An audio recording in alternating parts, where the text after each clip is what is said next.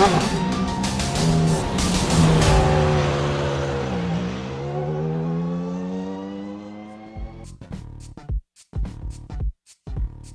small crowd at Sonoma offered a chance for some to capitalize and make inroads on their rivals. While Brown was able to claim the points lead, Momeyer has felt the championship continue to slip away.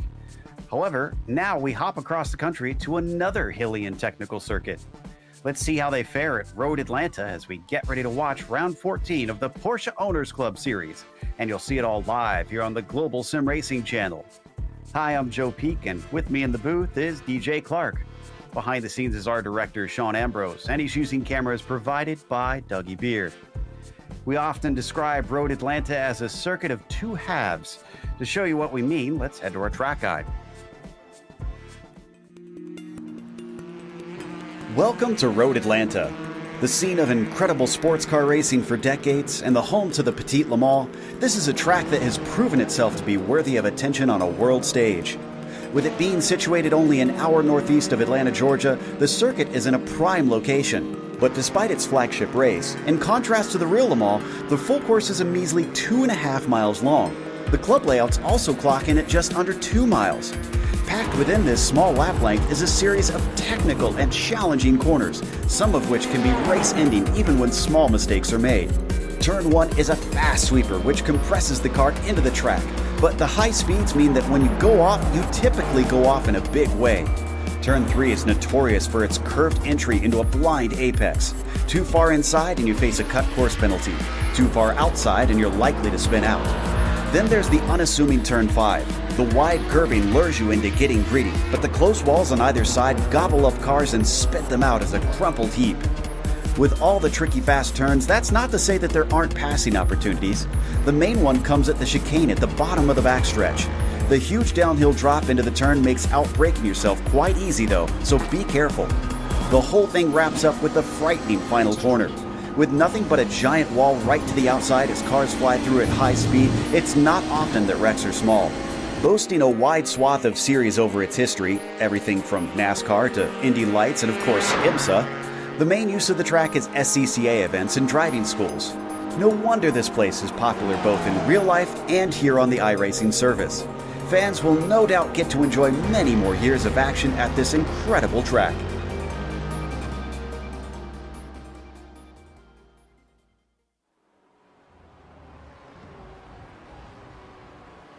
Well, DJ, with GTE and GT4 level Porsches here, what can we expect with these two classes trying to navigate the track at the same time? Well, we can expect the same thing we expect every time we come to Road Atlanta, which is a little bit of a traffic kerfluffle, specifically in that first sector. Coming up through turns 2 and 3 and down into the S's, you do not want to be caught behind somebody in that area. But once you get into turn 6 and 7 and down that long back straightaway into turns 10, those are some good overtaking opportunities. Now, the biggest thing here is that there's going to be a big speed advantage in these GT1 machines. They're going to be flying by the GT2s, but they're going to have to be very, very careful because of the added downforce in that first sector is going to make things very complicated. So I think more than anything today, it's going to be less about getting past your rival on track and more about avoiding any potential pitfalls. Yeah, this track certainly tends to bite people easily. But before we get to the racing, let's talk about our sponsors, which includes Porsche. There is no substitute. Find out more at Porsche.com. And Sunset Mortgage. Don't put your money in the bank, be the bank. Check them out today at sunsetcash.net. And Octavio Tequila. Celebrate now. For a great tasting tequila, go to octaviotequila.com and purchase today. And finally, Century Financial Consultants, making the rest of your life the best of your life. You can check out their website at centuryretire.com. We look at the championship situation up at the top of the GT1s. As I mentioned, Travis Brown has managed to overtake Salehi, who is not here today. So he'll be able to pull an even bigger gap, but we haven't considered the drop points yet. That could change the complexion of things. Look at how tight it is down from second, third, and fourth. Johnson and Latvala not that far behind. And then, of course, back there in fifth, you had BJ Fulton. What about the GT2 championship? Well, Joe, in that GT2 championship, Jerry Freckleton continues to dominate John Momeyer, his closest competitor, but a whopping 40 points back. Aaron Edwards has had a pretty good run here in the mid-season, and he's able to get into a good third-place position, but he's still 37 points away from Momeyer in second. Tyler King, about 20 or so points away from Edwards, but a little bit of a battle on our hands for fourth, as Adam Fulton is only 2 points back of Tyler King. For today's race, we have our traditional format for the series, a 30-minute event with the two classes you see on screen. And they are in the midst of that 45-minute qualifying currently, just in the last few minutes of that, really. Open setup series, and should be an interesting one, seeing how they try and set them up for here, considering it has the twisty parts and then that long backstretch. Who tries to trim it out, who finds it's more important to get it quick through the curves, is Hagendijk unfortunately having trouble coming out of turn 7 there. He sits second on our timing sheets. It is Travis Brown who holds the provisional pole for the GTE class, the GT1 class, as the GT2s has Eric Oviatt actually leading the way there. And Freckleton is a lowly 9th right now. Our championship leader is not doing well in qualifying today. No, he's not, Joe, but we've seen him do that a couple of times before. Remember, one of Freckleton's best traits is his ability to just sort of avoid incidents out on track and work his way up through the field. So even though it's not the best qualifying, I wouldn't count Jerry out of this by any means. He's still got time. You can see about 7 minutes left.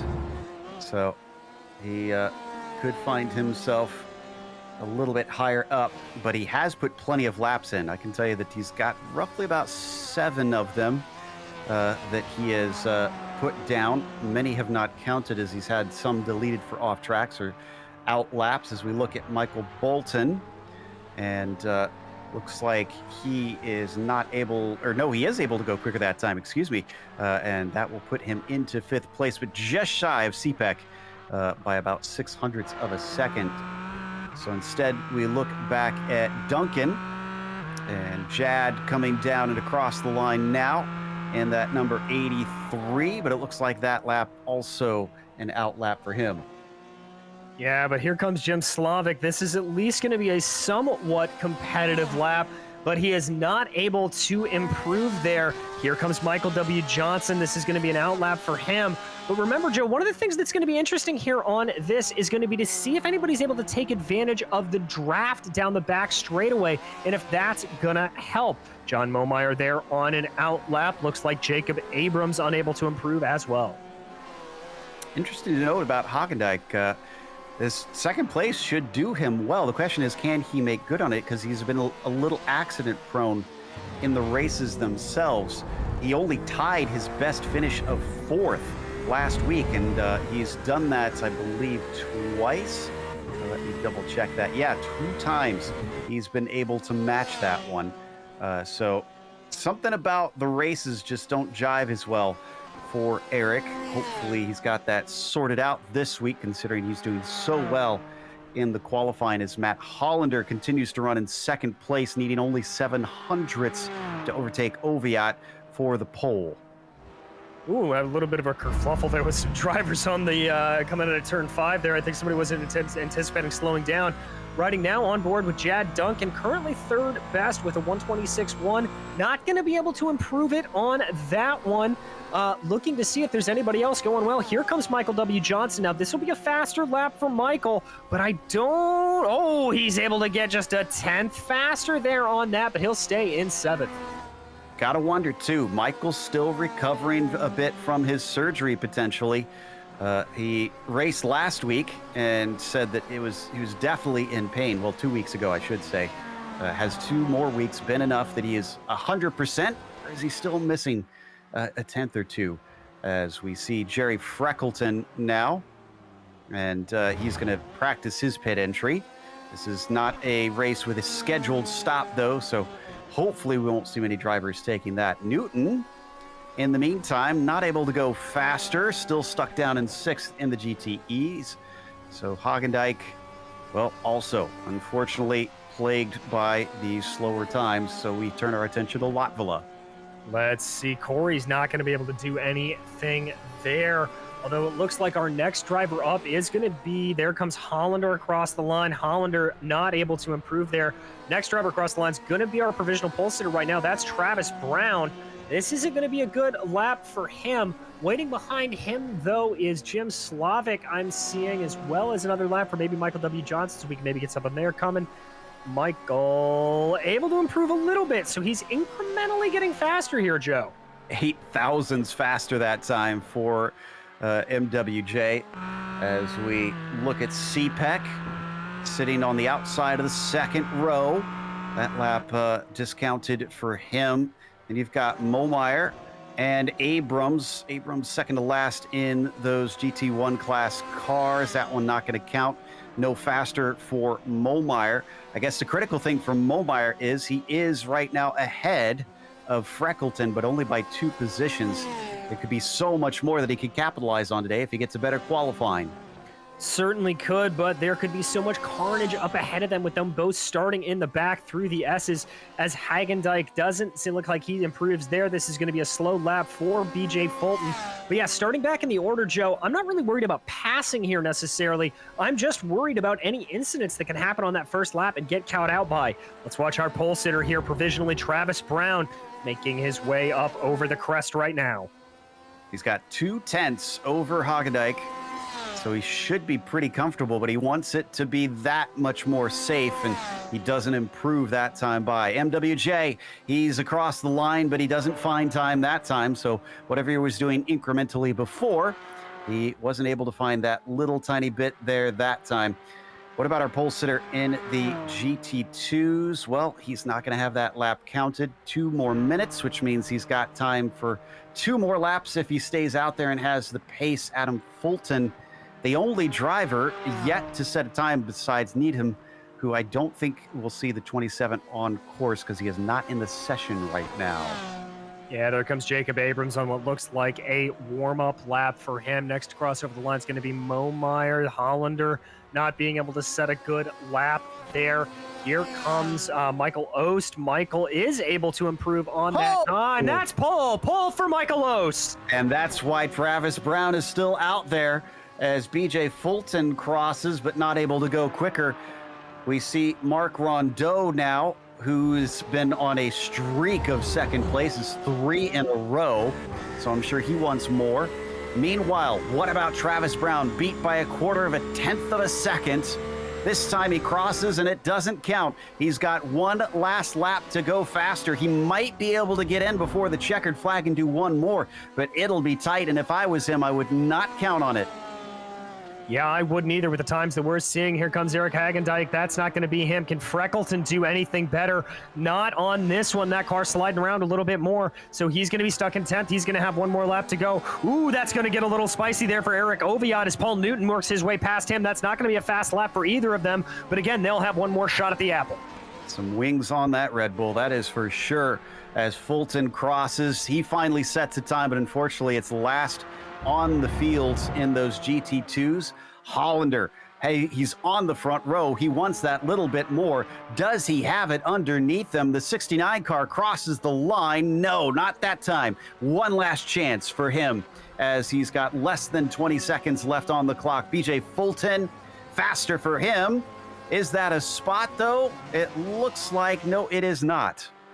It's not, and this is going to be a bad lap here, it looks like, for Jeffrey Schulem. Now it's just a race to the line to see if he can get 1 more. Ooh, Travis Brown getting held up a little bit coming out of that final corner by, I believe that's, I'm not sure who that was ahead of him, but that's really going to cost him a lap. That was Rondeau that cost him it as Momeyer crosses over the line. Momeyer unable to improve. I don't think Brown got across the line in time, and he was not faster. That could have cost him the pole position. Tyler King is up next. He's got a 27.8 to his name, and that's the fastest that will stay to his name today. Paul Newton up next, still floundering in 7th place. Where's that speed from the GT2 days? Not here today. He doesn't go quicker. Then our pole sitter, he's already got it. And I think unless we see some surprise from Hollander, he's not going to be overtaken. Fulton is next in the 87. and he is on a slow lap, so that one doesn't matter for him. BJ Fulton then in the 277, sitting in 5th place. Is this going to be any better? It'll be tight. It is. Does that give him a spot? It does. He's into 4th as Hollander does not go faster, and that is it for our qualifying. Whew, that got tight down at the end, and what a surprise from Ost there, DJ. Yeah, very, very much so. And I have to say, in regards to BJ Fulton, he can thank Hollander for that. He got a wonderful draft down the back straightaway, and I think that's what was able to pick him up those couple of tenths. Qualifying session is now officially done. Let's go through our starting order for today. Michael Ost on the pole. Travis Brown going to be trying to take that away from him. Ost not really in the championship hunt with that 300 car. Hagendijk starting from 3rd, still looking for his first podium. Can he finish within those top 3? BJ Fulton will be P4. You've got Corey Lotfala in the 5th spot, followed by Michael Johnson in 6th position. Then it is Paul Newton in 7th, Jacob Abrams 8th, and Jim Slavic rounding out our 9 drivers in the GT1s. In that GT2 category, it's Eric Oviatt, followed by Matthew Hollander and Jad Duncan, with Matthew Sipek behind them.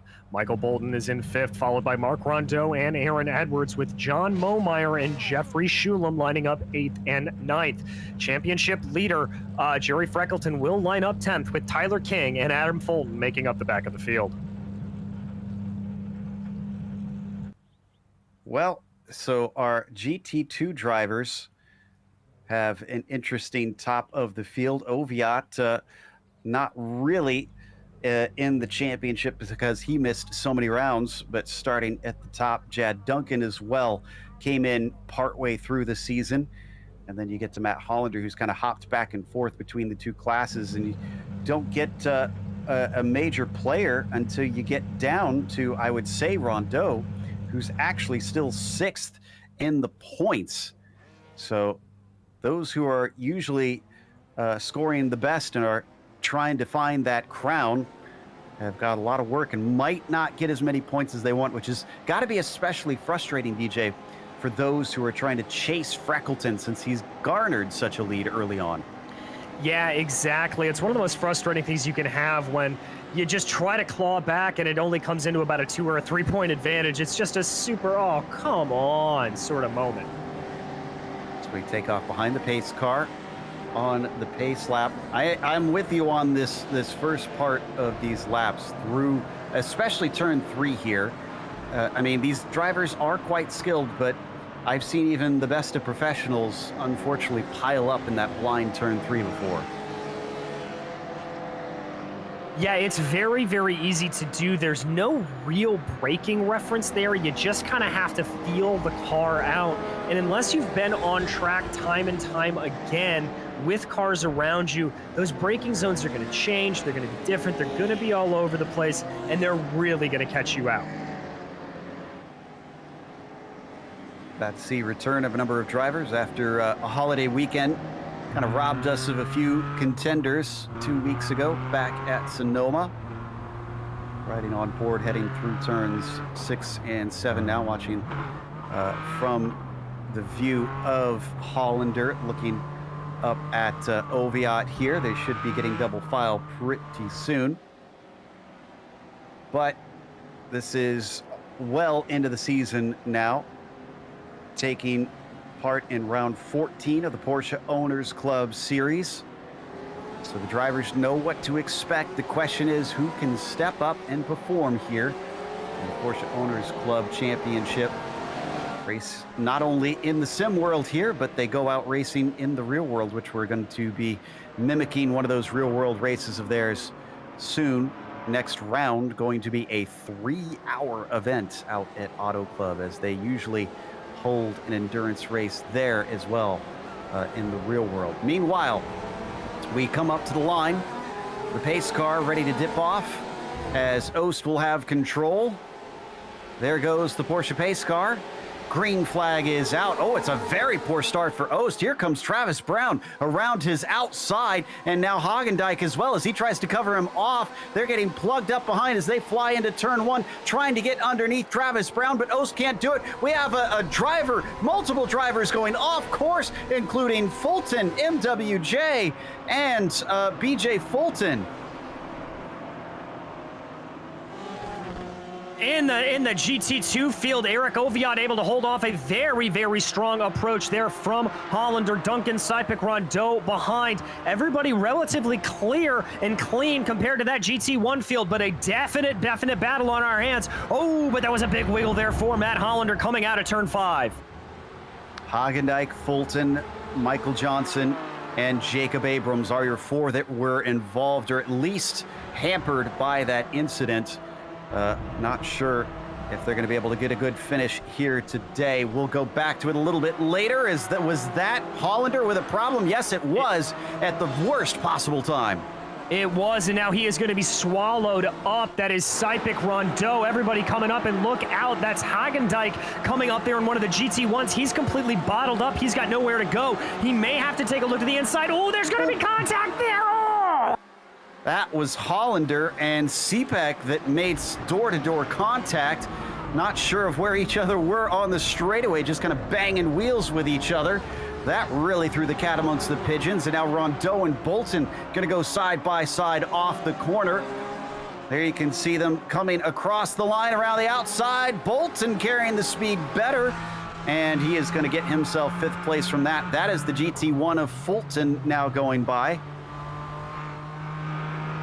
And watch that Aaron Edwards, Joe, off onto the grass, full send. That's Michael W. Johnson trying to pick his way through these GT2 cars. This is exactly the area Duncan. I talked about. That's Sipek. That's Sipek turned around. No, that's Duncan. That's Jad Duncan in the 83. And he is going to get the car going, but it is a bad day for him after starting this one way up the order in his class. He'll just keep rolling and try to do what he can out of that mistake. It is still Oviatt leading, but now Holland's error has put him so far back that he is going to have to make up a massive gap. Not quite the case in the GT1s. Brown and Oost are separated by 0.5 of a second. Brown must have got by when we weren't looking. All that craziness going on. You know, Joe, we say it all the time, but that is the definition of a kerfluffle of a first lap. But these are our leaders right here. This is Brown leading Oost right now. Oost trying to charge him down through the S's. Very, very tricky to do in those GT1s. Remember, there's a lot of downforce generated in those cars, so it can be hard to carry behind.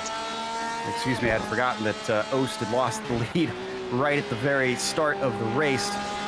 So we did witness that one. Brown ahead of him since then. Corey Lotvilla holding behind.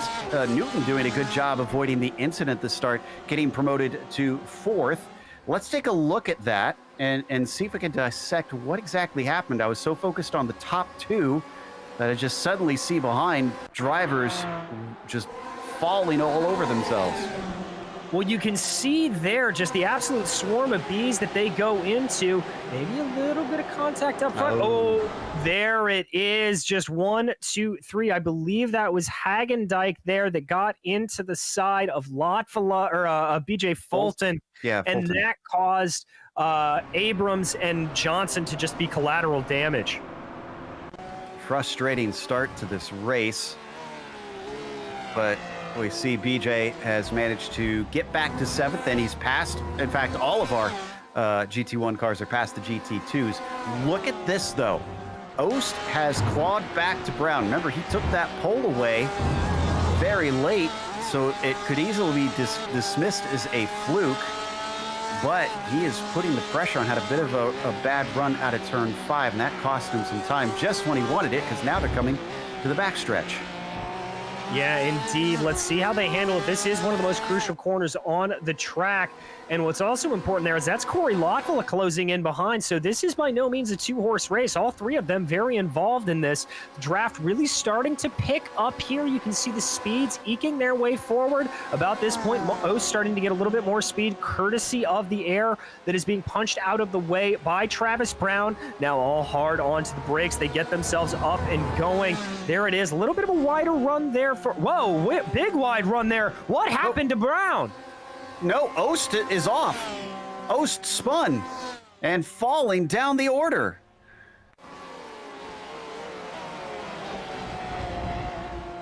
Well, let's watch this again. I meant to say Ost in that. Oh, he just caught the grass on the curb and hard into the wall there under the bridge. That's a very tough break for Michael Ost, and I've got to say that's probably race over for that driver.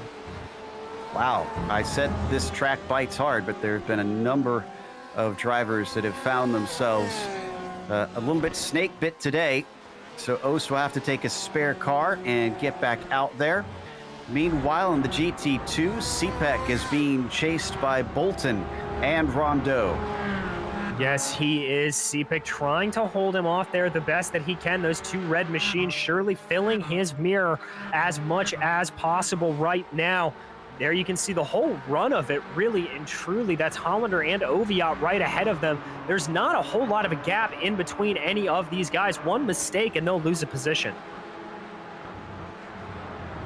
Got to keep it clean. Mistakes are easy to make today. That time CPEC good through turn 3. And that's not going to allow Bolton to try and run him down. I mentioned it earlier, Rondeau on a string of 3 second places as we look at Hagendijk. And this is a battle for position with Fulton, who seemed to win that one with relative ease. I wonder if Eric has some damage that's costing him some straight line speed. Oh, yeah, look at that rear wing, Joe. That thing's off at about a 45-degree angle, so very much some problems. Oh, perfect. There you go. I mean, it doesn't look too bad if you look at it this way, but, you know, if you look at it normal, it is a little rough there, so that's probably definitely costing him some top-line speed.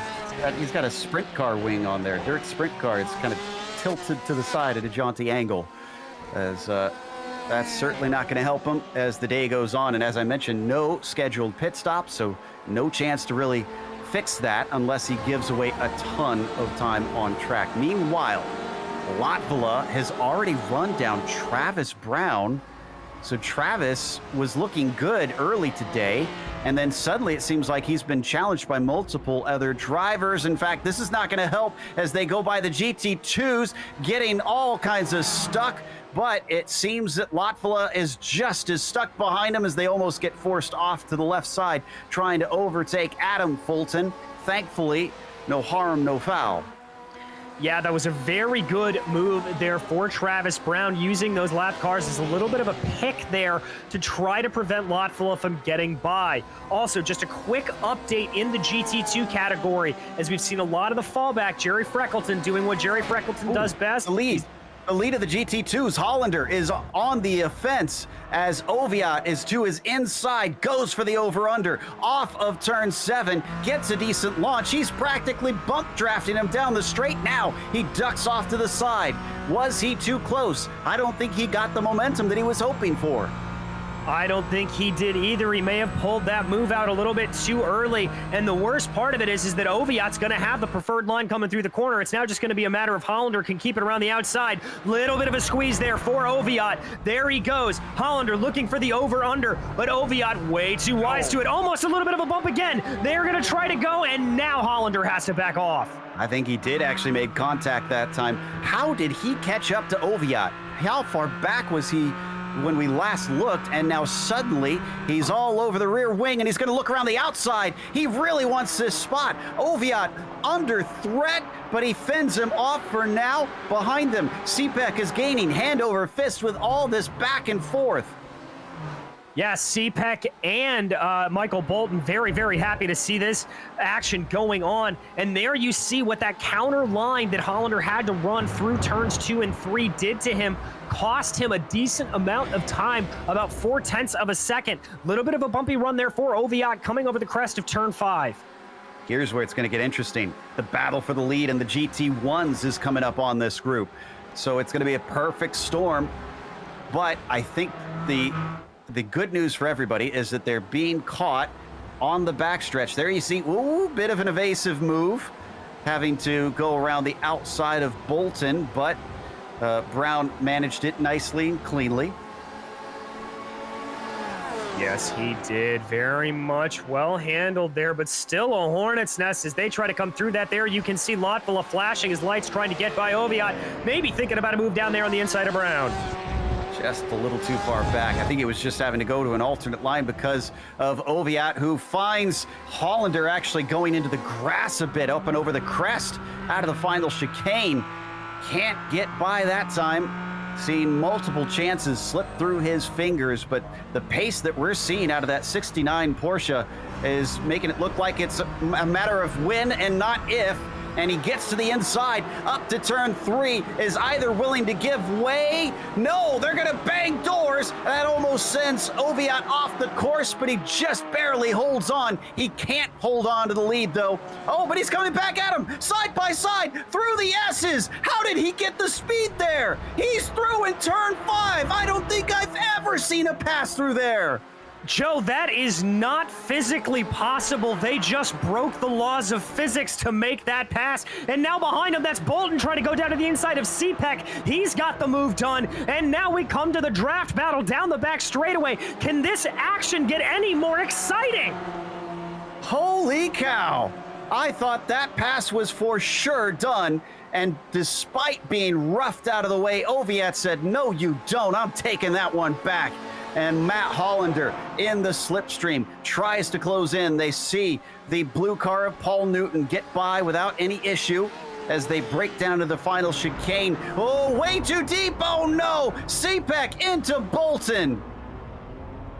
He's able to hold it back relatively well, and I don't think there's too much massive damage in there, but that is going to allow for Rondeau to get his way up through there. Let's check out the replay. This is CPEC in, where we ride on board with just too late on the brakes as he dives down there, tries to take a little bit of a move, just a little bit of a nudge, little bit of a scrape. There you go. There's going to be some right front damage to CPEC. There's going to be some left side damage over there to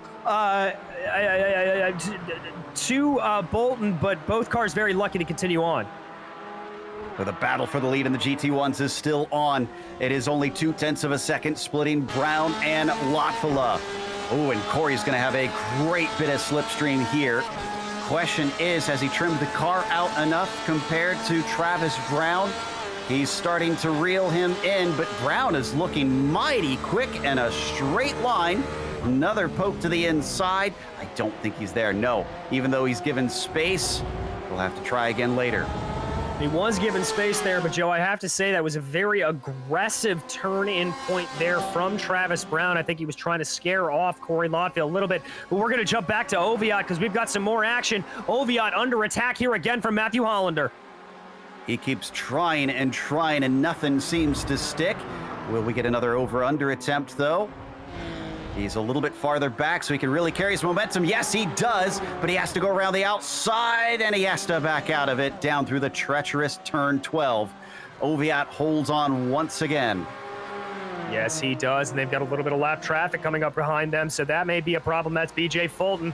They're going to continue to battle. That's going to slow BJ down. Oh, a little bit of a wider run there from Hollander. Let's see what he can do. All right, BJ is through. Hollander not looking like he's going to go for that crazy aggressive move there again, but that's a lot of curb that Oviatt just took.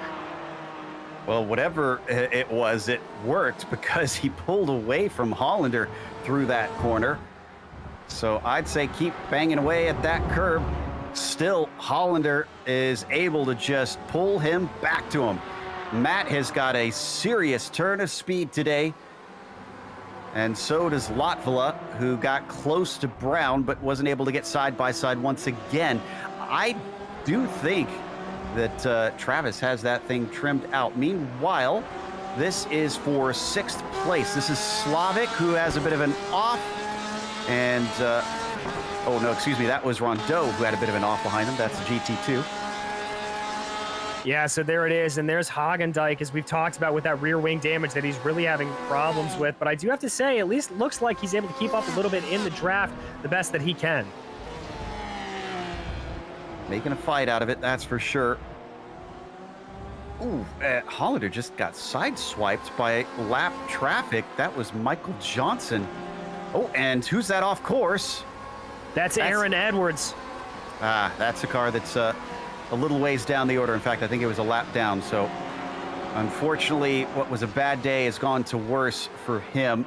Oh, and meanwhile, on screen, things are getting a little sketchy here. I think that was Slavic and Hagendijk making a bit of contact, as behind them, Michael Ost on his recovery drive has already caught them for position. Yeah, Ost has got a whole lot of speed in that car. Now, this is going to be the area where those GT1s are going to try to get past. So hopefully all three can get by. Whoa, they're almost banging doors up there with Hollander and Oviatt, but they're able to get clear through 1, 2, 3. Hollander looking a little bit aggressive there. He's going to take a wider line coming through turn 7. That may give him a little bit less wheel spin. Indeed, he's going to be right up behind. The only concern I have here, Joe, is if he made that move too early, if he's going to hit that wall of clean air, and that's going to prevent him from being able to get fully by. He's now side by side, but only just. He's up to the right rear tire. Can he brake later? He'll need it here. He can brake later. He starts to pull in as they come down to the apex, though. He loses out, gets his tire underneath once again, makes a little touch, but they come out the other side. Hollander starting to do a little bit of rubbing his racing. Yes, he is taking a few lessons from Cole Trickle here, and I'm loving to watch it, but they've got to be careful. That red machine you've seen in the background is Marc Rondeau. He's only about 2 seconds behind. If they continue to scrap as hard as they are right now, that could be some real problem. I'm amazed that Oviatt has held him off this long. The way that Michael just seems to be able to pull him back in anytime he loses that gap. And he's always on the attack, but nothing is working. He's got only 13 minutes left on the clock. At what stage does he try and just shove him out of the way? I mean, I would hope it doesn't come to that. There's always a lot of good respect here in the Porsche Owners Club, so I don't think we'll fully get to that stage. But this may be a better run here for Hollander. As I said, the problem before was he was too close. He had to feather the throttle a little bit. Maybe being a little bit farther back right now, that'll allow him to really get a good gap. Well, as they come down the backstretch, this is the farthest apart they've been for some time. Same deal with Travis Brown and Corey Lotvilla. They're about 3.7 seconds apart. And looks like that happened on lap 12, where I see a 120 for Lotvilla. So not sure if we caught that one, and I just missed it. I've forgotten it already and all the craziness that's been going on out here. But whatever the case, Brown finally has some breathing space as we continue to watch the leaders into the GT2 class. Oh, and somebody into the wall. That's Rondeau. Rondeau, who is looking at a top 5 today, hit the concrete very hard. Oh, no. Let's jump back here to check out the replay of exactly what happened. Ooh, just got sideways coming through that final corner and a big side swipe into the wall. So CPEC claims that position. He was the white car that was behind him. Rondeau's still running with how hard he hit, though. I don't think that it's going to be handling perfectly. Well, there's your answer right there. Yeah. It's very lucky he didn't stop closer to the racing line, because he was right by it. Yeah, very, very much so. I think there's some pretty serious suspension damage to the right side of that car right now. Meanwhile, at the front, Hollander back down to 3/10 once again on Oviatt. As he approaches, he's too far back this time. Seems like Eric has also got a pretty quick car in a straight line compared to Matt Hollander. Now through and across the start-finish line once again. Is Matt backing it up intentionally? Is he giving himself some time to think, to set this up, to watch and observe, maybe try and out-strategize Oviatt out there and pull a tricky one on him? Or has he used up his stuff? Well, you want to talk about strategizing and pulling a fast one there, flashing his lights up ahead at Oviatt. I think just trying to get into his head a little bit. I like that strategy from Matt Hollander, just doing whatever he can to mess with Eric Oviatt and maybe get this position by. Next time you share the booth with Richie Hearn, ask him how he feels about that sort of strategy. Oh, I can imagine Richie's not a fan. Nope. He is not. I can tell you right now. So as they come down turn 6, Oviatt somehow clinging by a thread to this lead. This is a little bit of a better exit from Hollander. Is this going to give him more of a slipstream? These GT4s not really known to give the best of drafts at most tracks. As he follows in line behind the 23. Yeah, no, it looks like he's a little too far back. Yeah, I think he is. He's going to have to make up the ground. That's why we saw him being so aggressive there through turns 2 and 3 as he tried to go through all of that. A little bit of lap traffic coming up behind that is your GT1 leader. That's Travis Brown. Yeah, I think that might separate them briefly. Ooh, Travis being cost a little bit of time there. And actually, wow, what a great exit from Hollander. And he's going to stick his nose in. He's going to get underneath through turn 1, but the job isn't done. We've seen this story before. Side by side into turn 3. Hollander remembers the story and he pulls out this time. He does indeed. He also knows that Corey Lothel is coming right up behind him. Oh, Corey almost giving him a little bit of a bump there as they come down through the S. It's almost impossible to go too wide through there. But this is going to set it up through turn 5. Corey still on to get by.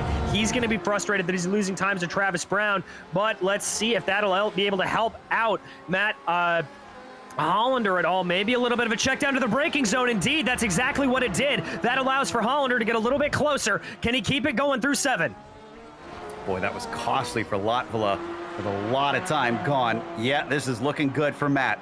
Eric Oviatt now has a mirror full of that silver and black number 69 down the backstretch. He's covering the inside. He's holding off to the left-hand side, and Hollander just staying right in the tire tracks, trying to suck up as much as he can, but he's still not getting to the rear wing of that car. Once they hit the braking, despite still holding the inside line, which he parts it on the middle of the track to prevent him from getting a run. Eric Oviatt will retain the lead. Will we see another go into turn 1 from Hollander?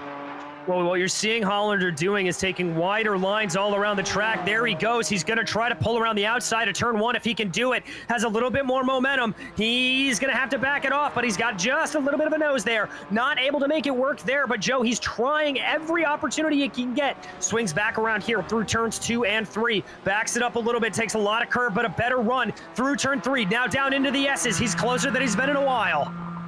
But he's not willing to pull the same move that Oviatt did. He stays in line.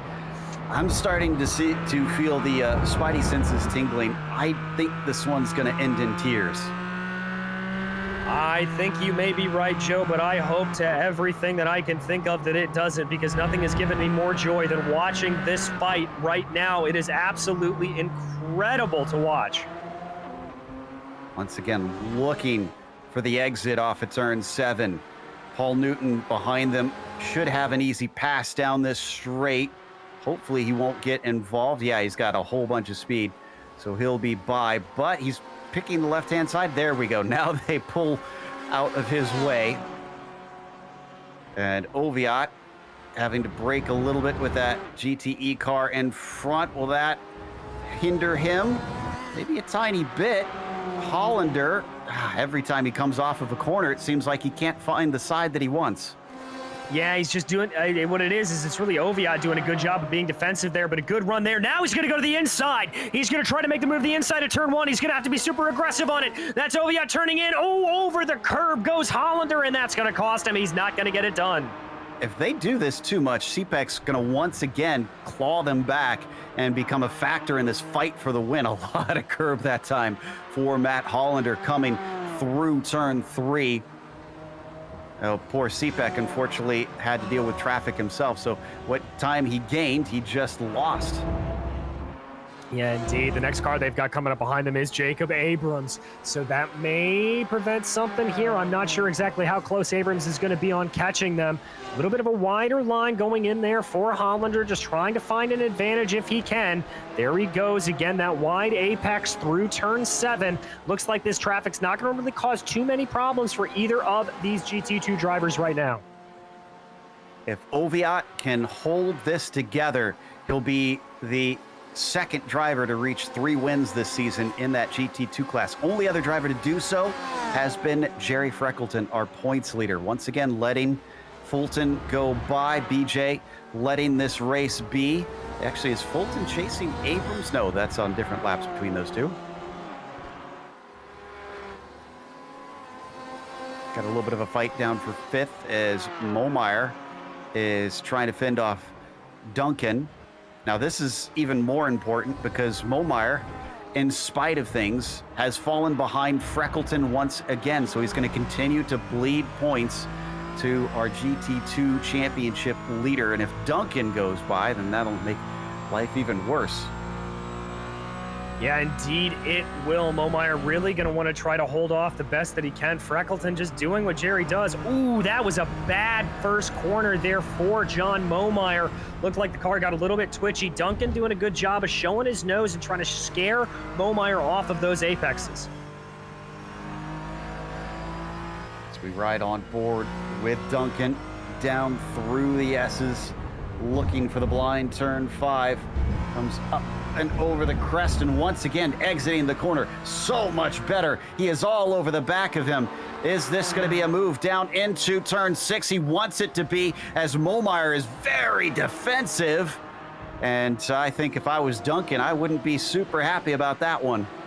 No, I wouldn't either, but by the same token that trying to make a pass down into turn 6 is very difficult. But I will say Momeyer again looking a little bit squirrely coming off at turn 7. Maybe this will be the opportunity that he needs. Some GT1s flashing on by. Obviously not a whole lot of a draft here to take, but we've seen that he is better on the brakes, is Jad Duncan. Ooh, this is going to get dicey with some GTs in the way. Could this hold up Momeyer? He sees the opportunity. Does Jad Duncan tries to get around the outside? Ooh, but has to touch the brakes mid-corner. I don't think it's over. We've seen turn 1 is not the best for John Momeyer. He might have a fork on his car, but does he have the spoons to handle the number 83? And unfortunately, Duncan falls back, so not going to be able to happen there. Yeah, and he's only got about 3 minutes left to go here. But, yeah, it's the battle here really across the board in the GT2. Oh, Lotvilla's in the lead. Lotvilla got by Brown, and I'm not sure when. I think it must have been recent. Brown trying to fight back into turn 1. He could get an over-under. He's got a better exit. This will take a brave move, but he doesn't have the bravery. Where did this happen? I'm trying to check. Yeah, this... Well, no, it happened in traffic, actually, just nearly a lap ago into turn 5 behind Jeffrey Shulam. We're going to see if we've got a replay. Lotvilla just saw Brown get held up. There it is, right there. Absolutely brilliant. Brown just got hung up by Shulam there, and Lotvilla able to take advantage, doing that very hard thing, and then used a pick again there of the 71 to get around him. That is some absolutely brilliant driving. And Oviatt just lost the lead as well. This one on his own. He outbraked himself.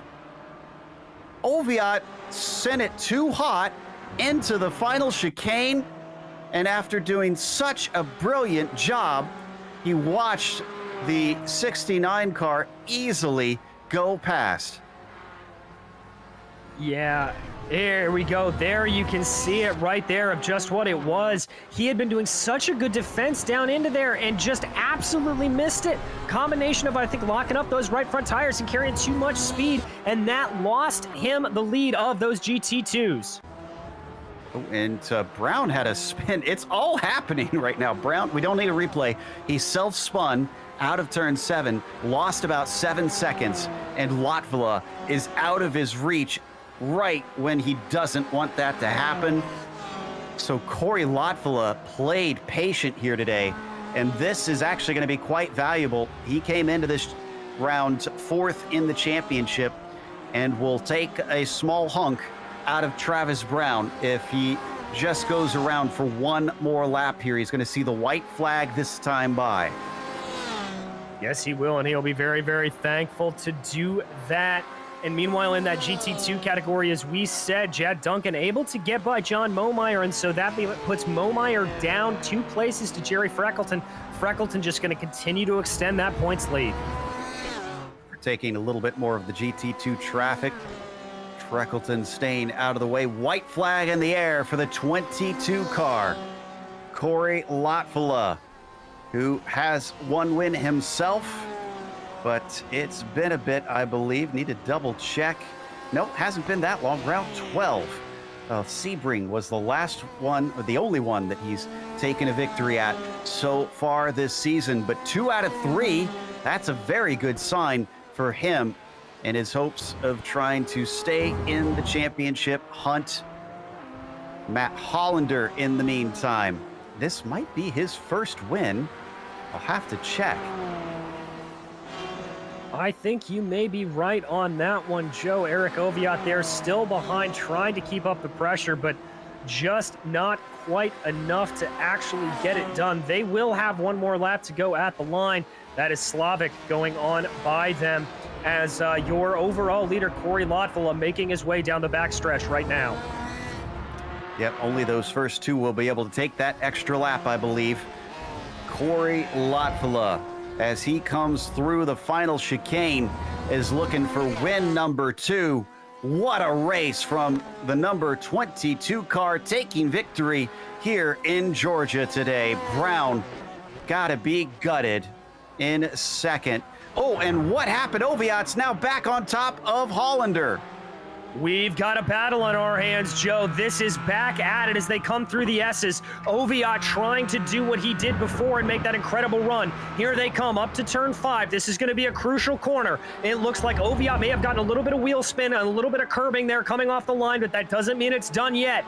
It's an advantage of about 0.3 of a second for Hollander right now. Hollander has yet to take a win. In fact, he's only had a single top 5 in this GT2 class as he goes a little bit wide, and Oviatt sees it. It's going to be a drag race. Who is the latest of the late breakers down into the final chicane? Oviatt's going to have to do it from the outside, tries to squeeze him down a little bit as they run down the middle of the track. And as they come into the braking, he's fully ahead. Oviatt's extra speed has paid dividends here at the end of the race with a last gasp effort through the final chicane. Does he have the exiting? No, he made wheel spin. Hollander's going to come back at him. It's going to be a race to the line. Does he have enough? Down to it as they come to the line.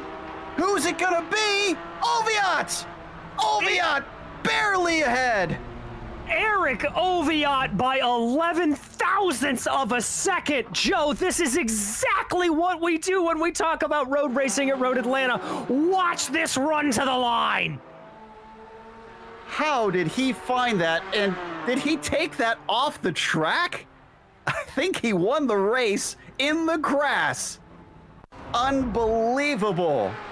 Absolutely incredible stuff. I love the tenacity for both of these drivers trying to make it work. I love the fact that they're trying not to get into contact with each other. Just amazing. Well, I said that Hollander was doing some rubbing his racing, but I think Oviatt did his own pass in the grass there to take victory. We are going to take a quick break, though. We'll come back with the unofficial results as well as driver interviews.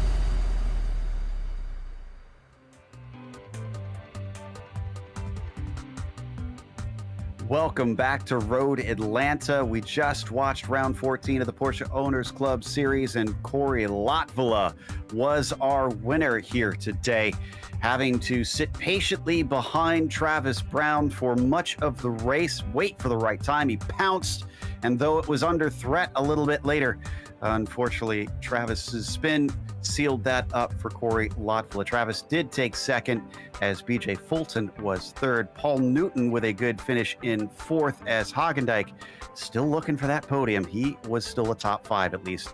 Michael Ost was sixth, falling from the pole, unfortunately. Michael W. Johnson getting caught up in that opening wreck, wound up seventh. Slavic did as well, eighth, and Abrams in ninth. Eric Oviatt quite possibly putting in the move of the season to take the win there in the GT2 category, fending off a very, very hard-fought charge from Matthew Hollander. Behind them, Matthew Sepik and Jerry Freckleton able to beat out some of his title rivals to come home in fourth. Michael Bolton was fifth with John Momeyer in sixth. Tyler King was seventh, followed by Jad Duncan, Adam Fulton, Jeffrey Shulam, and Mark Rondeau, with Aaron Edwards finishing behind them. But first up in the booth, we've got the GT1 winner, Corey Latvala. Corey, it's said that patience is a virtue, but in this case, I'd say to you, patience is a winning strategy. What an incredible race to get Corey to hand you the lead. Were you intentionally waiting for that right moment with the traffic, or was this all out and you were trying to go with whatever came your way? I don't even have words for this race right now. This was insane. The same thing that happened to Travis happened to me in the race too. You just sit there. You feel like a sitting duck. There's nothing you can do about it but just sit there and wait your time. And I knew they were coming up to that area, and I was thinking about it. I didn't think it would actually happen, but it actually did, and I was able to capitalize on it. Let's talk about the start as well. I mean, you can't talk about good races without at least a little bit of luck coming into play. You picked the inside on the first corner, and that turned out to be a very fortuitous choice indeed. Yes, I got very lucky there. I don't know if you saw it, but I was pretty sideways, and the steering wheel was pretty crooked coming around that corner, seeing them all gather up together. So I feel like I got very lucky throughout that corner. Well, this is going to give you, I believe, your second win of the season and help you try and claw in Travis Brown, heading off to the next race at Auto Club with an extra long endurance one. Is that going to play to your strengths, or are you not as good going for that extra distance? If I can keep it on the track, and not do what I did here when I was behind Travis, I should be fine. I'm usually pretty good on long races, so I just gotta hold in there and make sure I don't make any mistakes. That's always the top goal, I suppose. Well, is there anybody you want to give a shout out to for win number 2? Yes, Schmidt Racing. They always got my back, always talking to me and going over the car and stuff. And all my friends, they're downstairs watching TV right now, and I finished the race and I just hear them screaming because the race is delayed. So it was pretty awesome hearing that. And just my family mostly, they're always texting me after the race. Great stuff there from Corey Latvala. I'm glad people enjoyed it as much as we did, but I hope Eric Oviatt enjoyed it. DJ's caught up with our winner in the GT2s. Eric, the first thing I have to ask you is, are you okay physically right now? Because I have to imagine you just about had a heart attack on those last couple of laps. Yeah, well, if you tell me I won, I'll feel a lot better. That was pretty close. Photo finish. Did I pull it out? You pulled it out by 11 thousandths of a second, my friend. Hey, in the grass. Awesome. Cool. That was fun. You like that? Oh, it was incredible. Okay, so talk me through, you're holding off Hollander for most of the race, running a really, really good defense. Very commendable, by the way, on the second part of turn 10B. Then you make the mistake. You run wide going through turn 10. What goes through your head at that point? Oh, well, I saw the GT car coming up, and I was either going to block the inside and make a run, or allow him to have the inside and try to get a better run out of the corner, and kind of got caught in between and looking in the mirror, so I ended up braking late. And then it was just kind of, I know I'm going to get a black flag penalty for cutting the course, try to minimize it, get back on the road, and then luckily I had enough laps to chase Matt down. With 2 laps to go, I was coming around the last corner, hoping the white didn't pop up on the screen, and then I had 1 more lap in the bag to go chase him. But that was a blast. We both raced pretty clean. I think we passed a few times, but we didn't pull the F1 move from this week, which is great. No, you did not. The one other thing I got to ask you about, man, is you did something I don't think I have ever seen anybody do, taking it too wide through turns 2 and 3 and down into the S's. What was going through your mind? I don't know. It wouldn't be the first time I've done something stupid in a car in the grass, so it worked. I'm cool with it. Well, I love it, man. Anybody you'd like to thank for this truly spectacular win tonight? Oh man, that wouldn't have been possible without Matt giving me a good battle. My parents are watching at home. I think that got the heart rate going this evening. So love you guys. And yeah, thanks, good. Thanks, POC, Octavio Tequila. Great series. Thanks again. That was Eric Oviatt, your GT2 winner, and now Joe Peak has caught up with Travis Brown. Travis on the other end of things from Lotvilla's win. Travis, I have to ask, was this a gutting race for you, or are you still pleased with second place? No, I'm pretty gutted. I'm not gonna lie. I'm so salty right now. I felt like I did everything right, and I'm just kicking myself. I was too nice. I should have been more aggressive with the GT4s and gone for it rather than sitting back. Yeah, and then unfortunately had that little bit of a spin coming out of turn 7 at one point. After that happened, did you feel like the race was over? Yeah, I did. I mean, it was there's nobody else in sight, so there's not really much to do. Well, the good news is, even though Corey made some inroads, you still beat Bayan Saleh, who didn't arrive. And of course, MWJ didn't have that great of a race today. So you should retain the championship lead. Heading off to our enduro round, do you expect yourself to try and still have that lead after the race is over? Or do you feel like Bayan's or some of the other drivers' nearness to you in the points makes you a little bit on edge? I mean, no, it's definitely tight. I wish Bayan would have been here tonight because it is super close. Everybody, Ost and I were neck and neck the whole time, and he just, had a mistake earlier. But I'm always for the more guys we get out, the better. But I mean, that's what makes it so fun is, right, we're all competitive, and yeah, I love it. I agree. And the more the merrier. Well, congratulations or commiserations on depending on how you want to look at it with a second place, sir. All right. Take care. That was Travis Brown. Up next, the other side of the crazy finish was Matt Hollander, and DJ's with him.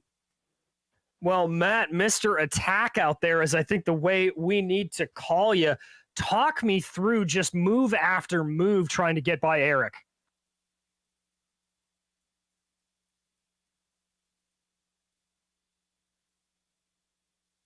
Matt, you got a copy on us, buddy? It looks like we'll have to try him a little bit later. Now, we were talking to Corey Lotvilla earlier about that incident at the start. One driver involved in it was BJ Fulton. We didn't really touch on this in the race, but he climbed back from that to a podium. BJ, first of all, talk about that opening wreck. Have you had a chance to go and look and see what happened, and do you have a take on it? Yeah, I didn't see what happened. I haven't had a chance to go back and look at it yet. But, I thought I left enough room on the inside there. But, yeah, I don't know. We'll have to see what happens. Yeah, it's still in the end, you recovered up to a podium finish. Does that feel like a victory considering how far back you were set in that first corner? Yeah, definitely. I love this track. So it's definitely not the way to start the race. I did not want to have to fight back. But I'm pretty happy with the podium finish after the start. Yeah, that certainly will keep you in the hunt in the championships, and considering you came in 5th in the points. Is there anybody that you'd like to give a shout out to for this podium finish? Yeah, this week I think I'll just thank my wife for always reminding me never to give up. This one's for you. It's a good lesson there from BJ Fulton's wife as we now head over to CPEC, who finished in a relatively quiet third compared to the two leaders. Yeah, Matthew, I feel a little bit bad that we weren't covering you a little bit more, but talk us through your race from out there, because I know with all the traffic, it was still pretty chaotic. It started. It was I thought it was a really good race. I was watching the front two, and at the start, we were keeping up with them. It was Michael Bolton, Mark Rondeau, and me all catching those two battling for the lead. And then Michael Bolton and I had a little mishap, and I feel terrible about it because he had to go refresh his car. And then after that, Mark Rondeau got past me, and I started keeping up with him, pressuring him, and then he made a small mistake on that straightaway, and the front straightaway got a little sideways. But then after that, it was pretty quiet. It's just managing the tires, and just I could see them. I could see the leaders the whole time. I was like, okay, no, they're still there. So I was waiting for them to maybe make a mistake, but they raced really clean and were still so fast. Well, do you have anything as we head into the next endurance round, anything you're going to be focusing on then to maybe try to close up that gap and maybe be running right up at the front?